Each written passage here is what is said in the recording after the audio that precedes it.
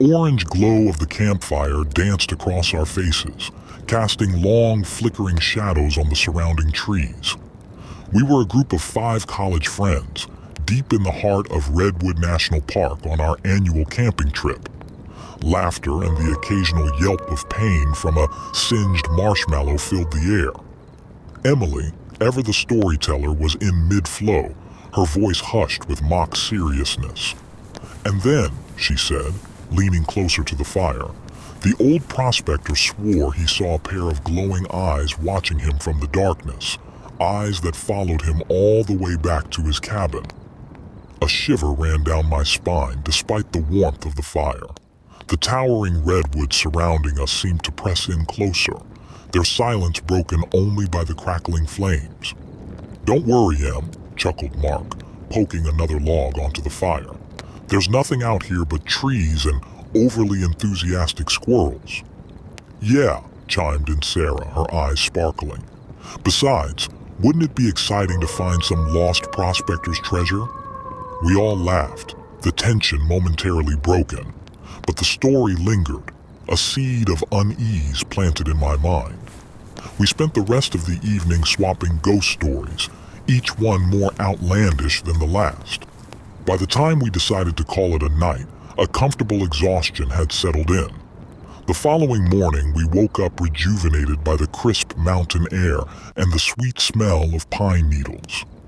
After a breakfast of pancakes cooked over the fire, we decided to explore the deeper reaches of the forest. Armed with a rudimentary map and a sense of adventure, we ventured off the marked trail, following a barely there deer path. The deeper we went, the thicker the forest became. Sunlight struggled to penetrate the dense canopy of leaves, casting the forest floor in an unsettling twilight. The air was heavy with the scent of damp earth and decaying wood.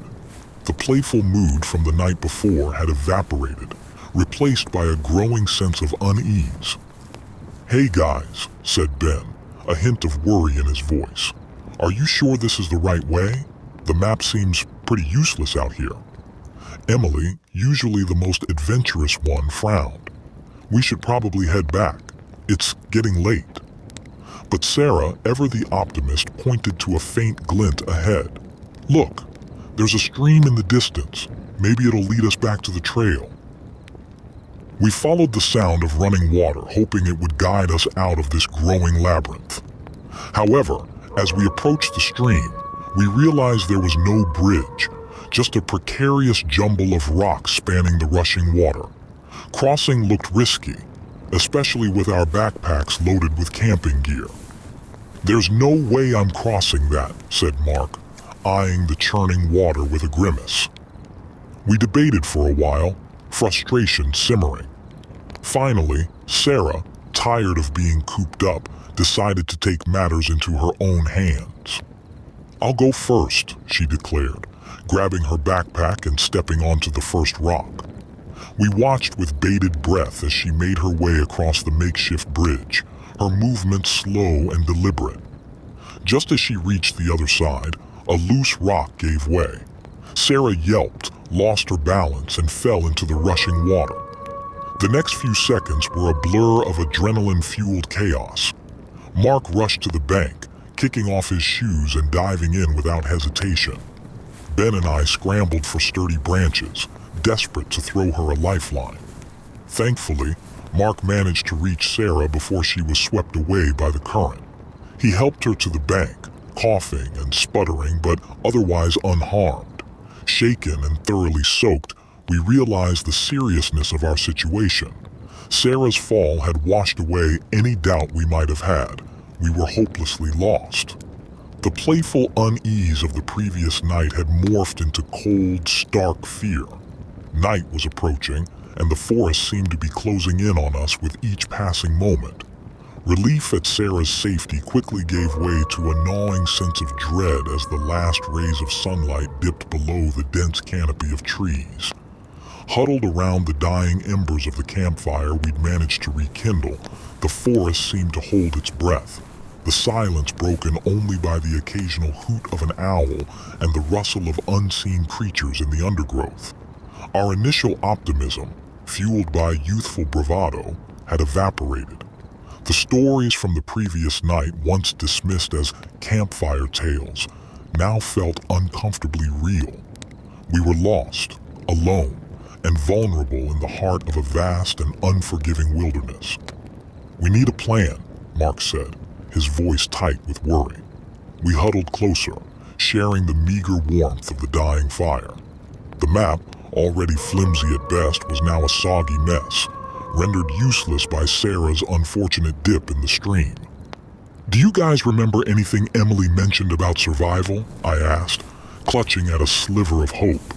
Emily, usually the most composed among us, looked pale and drawn. "Just basic stuff like staying hydrated and finding shelter for the night," she mumbled. "But that's all useless without knowing which way to go." Desperation gnawed at me. We needed to get a signal out to let someone know we were lost. "Maybe we can climb a tree," I suggested. "See if we can spot a landmark or something." Ben, the resident cynic, scoffed. "These trees are like skyscrapers, and even if we do climb one, who's to say there'll be any cell service out here?" His words, though harsh, held a bitter truth. Our situation felt hopeless. The night grew colder, and the sounds of the forest seemed to amplify every rustle a potential threat. Sleep, even the comforting oblivion it offered, felt like a luxury we couldn't afford. Just as despair threatened to consume us, Sarah spoke up, her voice surprisingly steady. "There has to be something we can do. Remember that park ranger we talked to at the visitor center? He mentioned some old logging trails in this area, some not marked on any map." A spark of hope flickered within us. "You think you can remember which direction he said they were?" I asked. Sarah frowned, concentrating. "He said they were mostly north of the main trails, but what?" Mark pressed. "He also mentioned they could be dangerous, overgrown, and hard to find," she finished, her voice trailing off. It was a gamble, but it was the only lead we had. We decided to spend the rest of the night huddled around the fire, conserving our energy.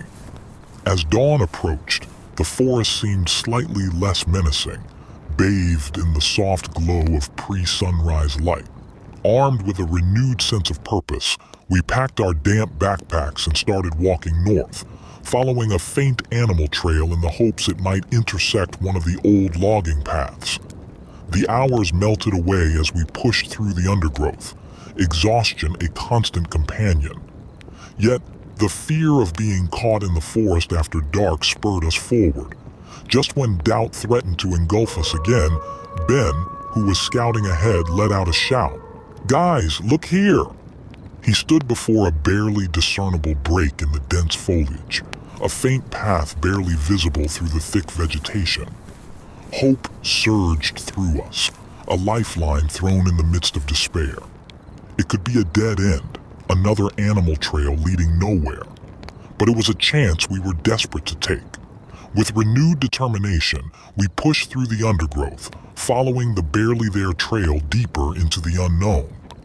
The silence seemed to press in on us, but this time, it was a different kind of silence. One filled with anticipation, a mixture of fear and a fragile hope.